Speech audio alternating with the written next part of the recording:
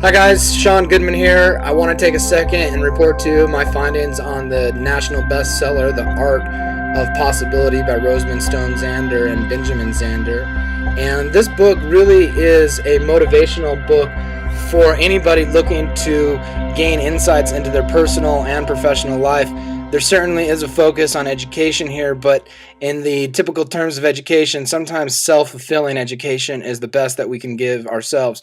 So this book is seen as a how-to and a guide for others. And there's some interesting stuff in here. I want to talk about chapter 3, which is giving an A. And the title of this chapter simply refers to this idea that students can be judged or graded without having to worry about all the normal competition that goes on between kids. And if we just say to them, hey, what about an A? Think about the possibilities of what might become of these kids. And certainly there's some interesting ideas there. For myself as a teacher, I definitely struggle with the idea of grades. Here I'm coming up on the end of the first quarter, and I have kids who are definitely failing my class. And it always worries me and bothers me. And at the same time, I sometimes sit back and think, man, if we could just get rid of the grading system. But I want to take a second and critique some of this stuff that the Zanders talk about in here. And basically they said that most people would recognize at the core that the main purpose of grades is to compare one student against another. I can't totally disagree with that. I don't really know if there is another reason for grading other than to formulate some kind of data-based comparisons. I think this is how we step into the real world, we get ready to go into college. But certainly grades aren't an end-all of all sorts. And they go on to say that grades also can create competition that puts a strain on friendships and too often consigns students to a solitary journey. That actually sinks in with me. And there's something to be said about just simply giving A's for the sake of letting kids understand what is possible and what they might be able to create.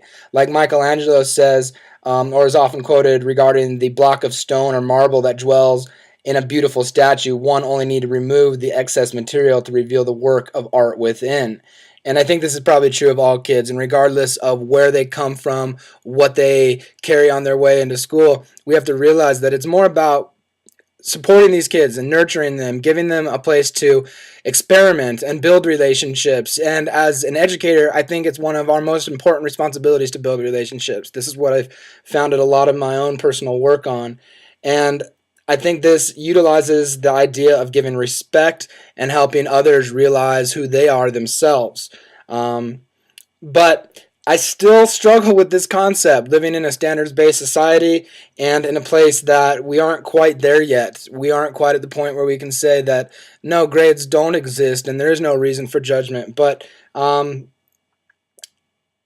this case, the art of possibility is that, maybe people can live up to this and maybe they will achieve greater success over time. One more quote for you here. This teacher, who was a music teacher, decided to give all his kids A's, and he told the kids they had to write a letter, and in the letter they had to respond to what they would hope their future self would be like based on the fact they got an A. And a lot of these kids said that a lot of the outside pressures were taken off, that they felt more comfortable, that they could express who they truly were. And being that this was a music teacher at a music school, they really hit on the notion of improv. And I think one of the most important things for anybody to be able to do is to truly create and be who they are and not base who they are on anybody else or any kind of other criteria. And so this is really about participation and experimentation and building a place where people are comfortable to really create anything that is possible.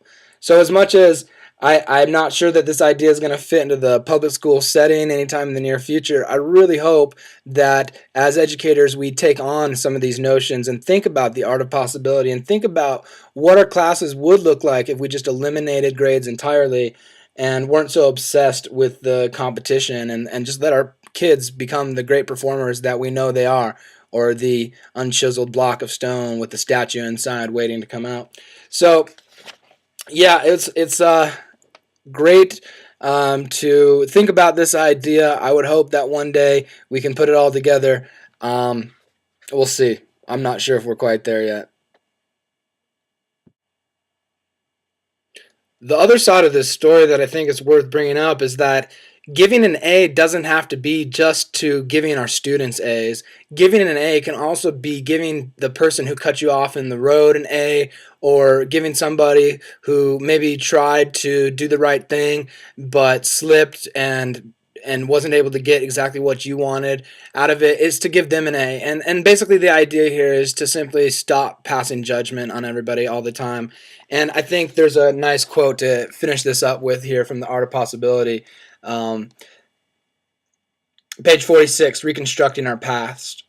The pathway of an A offers us profound opportunity to transform our personal histories. It allows us to reevaluate the grades we assigned to others when we were children, grades that affect our lives now as legends we live by.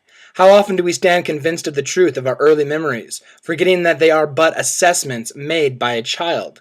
We can replace the narratives that hold us back by inventing wiser stories, free from childish fears, and in doing so disperse long-held psychological stumbling blocks.